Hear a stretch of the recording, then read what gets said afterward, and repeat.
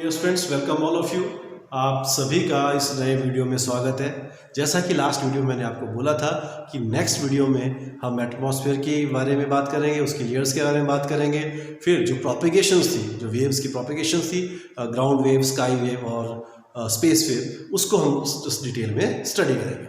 तो स्टार्ट करते हैं सबसे पहले एटमॉस्फेयर के बारे में। जैसा कि आपको मैंने बताया था, एटमॉस्फेयर में डिफरेंट गैसेस का इन्वेल्प होता है हमारे सराउंडिंग में, ठीक है, जिसमें 78% जो है नाइट्रोजन होती है, ठीक है, 21% उसमें क्या होता है, ऑक्सीजन होती है, और उसके अलावा भी जो डिफरेंट कंपोनेंट्स है, कार्बन डाइऑक्साइड है, ठीक है, कुछ और ऑक्साइड्स हैं, ठीक है, क्रिप्टॉन, एक्सियन, ये सब चीज़ें वहाँ पे रहती है। तो 78% नाइट्रोजन और 20% ऑक्सीजन, ठीक है। फिर एक इसकी डिफरेंट लेयर्स है, ठीक है, डिफरेंट लेयर्स में सबका रीजन अलग अलग है, ठीक है, उसके नाम भी अलग अलग है। तो वो मैं आपको बताता हूँ उसका। सबसे पहले हम बात करेंगे ट्रोपोस्फियर की, ठीक है। ट्रोपोस्फियर क्या होती है? It is a region, it extended up to, ठीक है, कहां से कहां तक है? It is extended up to 10 kilometre from the surface of earth. Earth के सरफेस से 10 किलोमीटर तक, ठीक है। कौन से स्फीयर है? ट्रोपोस्फियर, ठीक है। एटमॉस्फेयर को मोस्टली इस तरह से 4-5 रीजन में डिवाइड किया गया है। तो सबसे नीचे जो रहता है अर्थ के पास, दैट इज ट्रोपोस्फियर, ठीक है। इसका extension up to 10 kilometre from the surface of earth. In this region temperature decreases from 290 kelvin to 220 kelvin with the height, ठीक है। तो it effects very high frequency up to many जो gigahertz frequency. Clear है? उसके बाद हम बात करते हैं ये स्ट्रेटोस्फीयर। किसकी बात करते हैं हम? स्ट्रेटोस्फीयर, ठीक है। स्ट्रेटोस्फीयर क्या हुआ? जो ट्रोपोस्फीयर के बाद जो लेयर आती है, तो stratosphere it is lies above the troposphere, it extends about 50 kilometre, ठीक है। ये कौन सी लेयर है जो ट्रोपोस्फीयर के बाद आता है? उस लेयर का नाम क्या है? ये स्ट्रेटोस्फीयर, ठीक है। और ये कहां तक होगी? अर्थ के सरफेस से 50 किलोमीटर तक ये रहती है। मतलब ट्रोपोस्फीयर से ऊपर क्या आ गया? स्ट्रेटोस्फीयर। क्लियर है? ठीक है। तो उसके बाद आता है मेसोस्फीयर, ठीक है। उसके बाद क्या आता है? मेसोस्फीयर। मेसोस्फीयर में क्या होता है कि ये इसकी हाइट जो रहती है मेसोस्फीयर की from the surface of earth, it is almost 90 kilometre, ठीक है। कितना रहता है ये? 90 kilometre from the surface of अर्थ, ठीक है। और जो थर्मोस्फीयर होता है, इसकी जो हाइट रहती है, ठीक है, ये कहां तक होता है? 500 किलोमीटर। ये मेसोस्फीयर से ऊपर थर्मोस्फीयर होता है। थर्मोस्फीयर के बाद क्या आता है? एक्सोस्फीयर। एक्सोस्फीयर क्या होता है? It extends from about 5 kilometre above the surface of अर्थ, ठीक है। फिर इसके बाद जो भी है वो सारा का सारा क्या होगा? एक्सोस्फीयर। क्लियर है? तो इनमें से सबसे इंपॉर्टेंट जो लेयर्स है, हम जिनके बारे में ज्यादा पढ़ते हैं, दैट इज ट्रोपोस्फीयर और स्ट्रेटोस्फीयर, ठीक है। जो स्ट्रेटोस्फीयर क्या होती है? क्योंकि एनवेल्प हुआ किसका? ट्रोपोस्फीयर के लिए। और ये मैंने बोला कितनी एक्सटेंड करेगी? 50 किलोमीटर, ठीक है, रहेगी। और उसके बाद इसमें क्या रहता है कि जो हम बोलते हैं ना ओजोन लेयर वगैरह, वो सारी की सारी यहाँ पे लाई करती है। जो अल्ट्रावायलेट रेज को, जो अर्थ के सरफेस, जो सॉरी सन से जो अल्ट्रावायलेट रेज आती है, ठीक है, उसको रिफ्लेक्ट करती है ओजोन लेयर, और वो कहाँ पे लाई करेगी? इसी रीजन में लाई करती है। और क्लियर है? तो ये सब चीजें थी। तो इसके बाद जो एक मोस्ट इंपॉर्टेंट चीज हम पार्ट इसका पढ़ेंगे, दैट इज आयनो, ठीक है। किसकी बात करेंगे हम? आयनोस्फीयर। किसके बारे में बात करेंगे हम? आयनोस्फीयर, ठीक है। ये एटमॉस्फेयर का एक बहुत इंपॉर्टेंट पार्ट है, ionosphere. This region earth atmosphere, ठीक है, जिसमें आयनोस्फीयर क्यों बोलते हैं? क्योंकि ये एटमॉस्फेयर का वो पार्ट है जिसमें गैसेस आयोनाइज होगी, ठीक है। क्या होगी? क्या होता है इसमें? गैसेस आयोनाइज होगी by the intense radiation coming from the sun, ठीक है। इसमें क्या होता है? जो इंटेंस रेडिएशन आती है अर्थ से, ठीक है, वो इस रीजन में गैसेस को आयोनाइज करेगी, इसलिए हम इसको क्या बोलते हैं? उसका आयनोस्फीयर। क्या बोलते हैं हम इसको? आयनोस्फीयर, ठीक है। आयनोस्फीयर क्या होता है? एक मतलब एक कंपोज्ड होते हैं जिसमें, ठीक है। Ionosphere is a partially composed of the charge particles, ions, electrons, ठीक है। जबकि इसके अलावा जो बाकी का पोर्शन रहता है, rest of the atmosphere, it contains the neutral molecules, ठीक है। तो जितने भी आयंस हैं, ठीक है, पॉजिटिव नेगेटिव जैसे भी हैं, वो सारे के सारे कहाँ आते हैं? आयनोस्फीयर, ठीक है। जो कंपोज्ड, इसका बोला मैंने आपको, जो कंपोज्ड, ठीक है, जो चार्ज पार्टिकल्स हैं, आयंस हैं, इलेक्ट्रॉन्स हैं, all lies in this atmosphere and rest of the atmosphere, ठीक है। All the particles are in a neutral form. Clear है? बस यहाँ पे करना। तो बाकी रेडियो कम्युनिकेशन के इसके लिए बहुत इंपॉर्टेंट रोल रहता है। It reflects the transmitting radio waves back to the surface of earth. आई बात समझे? क्लियर है कि नहीं? इसके बाद जो आइनोस्फीयर की डिफरेंट लेयर्स होती है उनका वेरिएशन अलग रहती है, ठीक है। तो उस तरह से जो कम्युनिकेशन में हम इन डिफरेंट लेयर्स को यूज़ करते हैं, ठीक है। एक एफ लेयर करके आता है इसमें, ठीक है, जो लेयर्स रहेगी। आई बात समझ? जो कम्युनिकेशन होता है नज़दीक का है कि दूर का है, उसमें वो जो लेयर्स थी डिफरेंट लेयर्स काम करेगी और कम्युनिकेशन के लिए, ठीक है, हेल्प करती है। आई बात समझ में? तो ये जो मैं आगे भी बताऊंगा, जैसे हम मैंने बोला था आपको, हमने बात करनी है स्काई वेव, जो वेव प्रोपिगेशन की, उसमें भी ये चीज़ें क्लियर हो जाएंगी।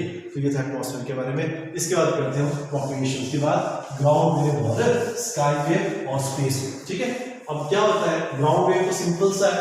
उसमें क्या हुआ कि जो ट्रांसमिटिंग एंड से जो वेव्स गई वो क्या होगी, या तो सीधी चलेगी ट्रांसमिटिंग एंटीना से लेके रिसीविंग एंटीना तक, या वो अर्थ से रिफ्लेक्ट होके वहां तक पहुंचती है।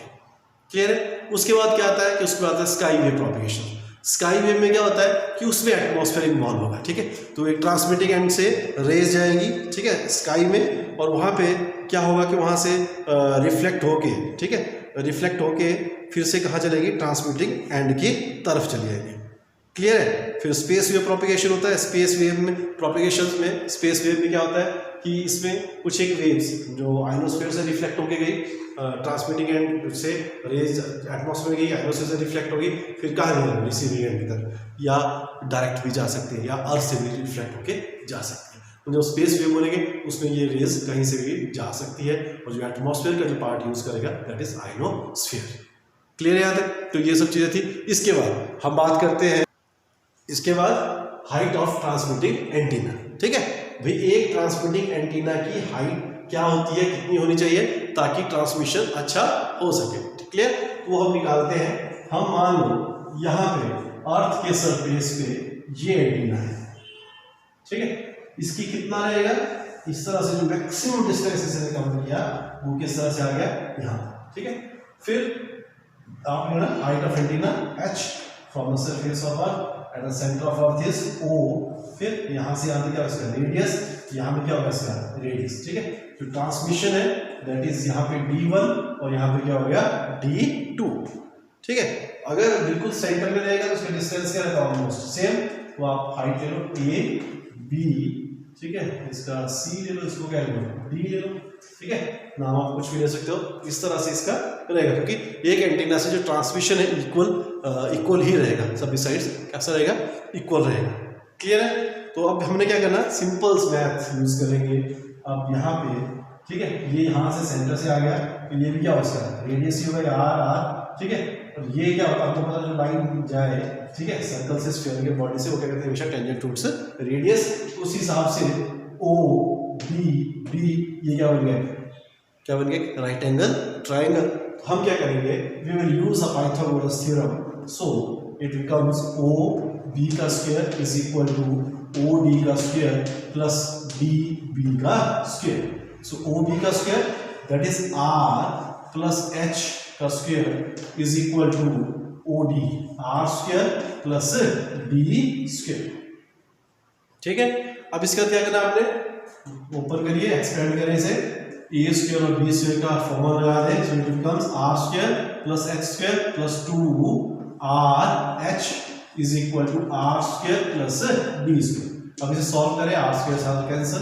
सो D square is equal to H square plus 2RH, ठीक है। अब क्या होता है यहाँ पे कि दिस हाइट ऑफ एंटीना, ठीक है, height of antenna is very small as compare to the radius of the earth, as compare to, क्योंकि आपको पता है कि जो रेडियस ऑफ अर्थ है इट इज 6400 किलोमीटर। अब एंटीना की हाइट कितनी ले सकते हैं आप? कुछ मीटर, ठीक है, किलोमीटर ले लीजिए, लेकिन फिर भी अर्थ की रेडियस से बहुत ही कम है। तो हम उसका स्केल लेंगे तो क्या होगा? कंपेरेटिवली और भी कम। तो हम क्या करेंगे? H square can be neglected. So D square is equal to 2RH। So D is equal to under root 2RH। So it becomes d is equal to under root 2RH। Clear? This is it is क्या आ गया फिर हमारे पास? It is a distance up to which the transmitting antenna can transmit the signals. आई बात समझ में? तो अगर कई बार जो ये हाइट ऑफ एंटीना भी आप निकाल सकते हो, हाइट ऑफ ये रेंज आ गई इसकी, हाइट ऑफ एंटीना की हम क्या करेंगे, h इज इक्वल टू, ठीक है, कितना बन जाएगा, d² upon 2r, d² upon 2r। Clear? इसके बाद कई बार न्यूमेरिकल्स भी आता है इसका डेंसिटी वाइज, ठीक है, तो इतनी इसकी पॉपुलेशन डेंसिटी थी, तो बताइए कम्युनिकेशन किसका कितना रहेगा। तो जो सिग्नल रहेगा, हाइट ऑफ द जो एंटीना रहेगा, ठीक है, किस तरह से वो रहेगा, पॉपुलेशन के हिसाब से, population covered is equal to area covered into the population density, ठीक है। एरिया कवर्ड वाला ध्यान से सुनना, इसके बाद हम करेंगे एरिया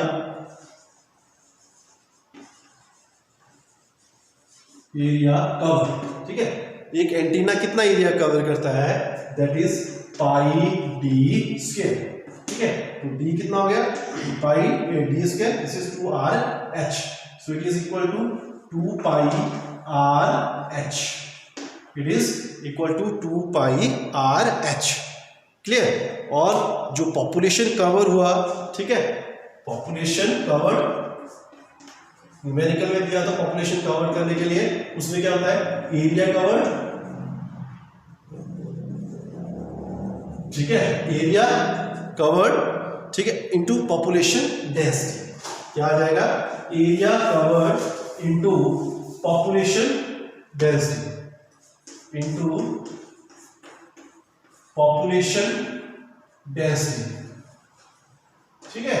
कई बार आपको एरिया कवर तो इस तरह से निकालना पड़ेगा, फिर पॉपुलेशन आपको डेंसिटी दी होगी, तो फिर आप निकाल सकते हो कि जो पॉपुलेशन कितनी कवर कर सकते हैं उस ट्रांसमिशन से। क्लियर? इसको याद करें ध्यान से, ये एग्जाम में और कंपटीशन में पूछा जाता है। सो आज के लिए काफ़ी है, थैंक यू वेरी मच।